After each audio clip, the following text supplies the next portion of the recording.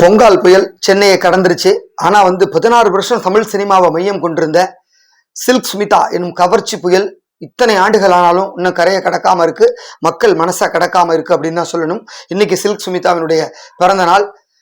ஒரு நடிகை, அதுவும் ஒரு கவர்ச்சி நடிகைக்கு இவ்வளவு ரசிகர்கள் இத்தனை ஆண்டு கழித்தும் அவங்களுக்கான பேர் இன்னும் இருக்கு அப்படின்னா எந்த அளவுக்கு அவங்க மக்கள் மனசுல இடம் பிடிச்சிருக்காங்கன்னு பார்க்க முடியும். 1960ஆம் ஆண்டு ஆந்திர மாநிலத்தில் பிறந்தவங்க தான் சில்க் ஸ்மிதா. அவங்களோட நிஜ பெயர் விஜயலட்சுமி அப்படின்னு அழைக்கப்பட்டாங்க. தொடர்ந்து சினிமா மேல உள்ள ஆசையில சென்னை 1980ஆம் ஆண்டு வினு சக்கரவர்த்தி டைரக்ட் பண்ண வண்டி சக்கரம் அப்படிங்கிற ஒரு படத்துல நடிகை அறிமுகமாறாங்க. தொடர்ந்து அதுக்கப்புறம் பல படங்கள் அவருக்கான வாய்ப்பு கிடைச்சிது. கிட்டத்தட்ட 16 ஆண்டுகள் 1980லேருந்து 96 செப்டம்பர் 23 அவங்க இறந்து போனாங்க. அது வரைக்கும் ஒரு 16 ஆண்டு காலம் தமிழ் சினிமாவை தன்னுடைய கண்ட்ரோலில் வச்சுருந்தாங்க. அப்போல்லாம் ப்ரொடியூசர்ஸ் டேரக்டர்ஸும் ஹீரோ ஹீரோயினை புக் பண்ணுறாங்களோ இல்லையோ, முதல்ல சில்க் ஸ்மிதாவோட கால் ஷீட்டை வாங்கினதுக்கு அப்புறம் தான் அவங்களே புக் பண்ணுவாங்க. அந்த அளவுக்கு ஒரு சில்க் ஸ்மிதாவுக்கு ஒரு மார்க்கெட் இருந்தது, பெயர் இருந்தது. ஒரு கதாநாயகன் கதாநாயகிக்கோட ஒரு படி மேல சில்க் ஸ்மிதா இருந்தாங்க. அவங்க இருந்தால் அந்த படம் ஓடும், அவங்க இல்லைன்னா அந்த படம் ஓடாது அப்படிங்கிற நிலைமை இருந்தது 85 90களில்.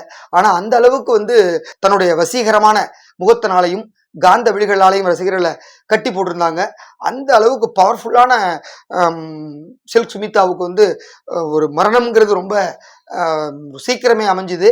அது மர்மமா இது வரைக்கும் என்ன அவங்க சாவுல நேர்ந்ததுன்னு இது வரைக்கும் கரெக்டாக சொல்ல முடியல.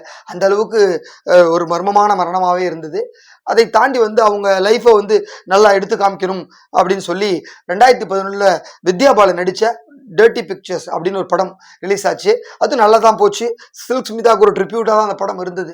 இருந்தாலும் ஒரு தமிழ் நடிகை நடிச்சிருந்தா இன்னும் ஒரு ரீச் இருந்திருக்கும், இன்னும் கொஞ்சம் நம்ம கனெக்ட் பண்ணியிருப்போம் அப்படிங்கிற மாதிரிலாம் சொல்லப்பட்டது. பட் அந்த குறைய போக்குறதுக்காகவே இப்போ திரும்பவும் சில்க் ஸ்மிதானுடைய வாழ்க்கை வரலாறை ஒரு படமாக எடுக்கிறாங்க.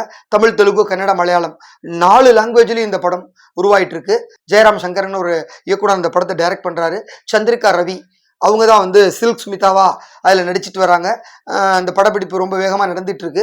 அநேகமாக இன்னும் ஒரு 2-3 மாதத்தில் அது ரெடி ஆகிடும் அப்படிங்கிற மாதிரி சொல்லியிருக்காங்க.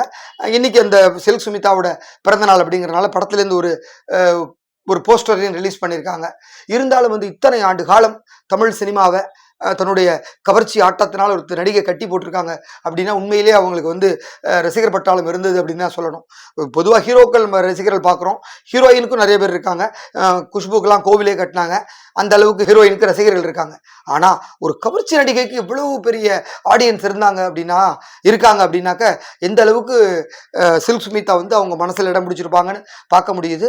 அவ்வளவு தன்னுடைய கவர்ச்சி நடனம் அப்படின்னாலும் அவங்க பேசுகிற அந்த 2-3 வார்த்தைகள் ரொம்ப அழகா இருக்கும். அதுல ஒரு என்ன சொல்றது, ஒரு மயக்க மருந்து தடவன மாதிரி பேசுவாங்க. அப்படி குழஞ்சு பேசுறத பார்த்தாலே எதிராளி சரண்டர் ஆயிடுவான், அந்த அளவுக்கு இருக்கும்.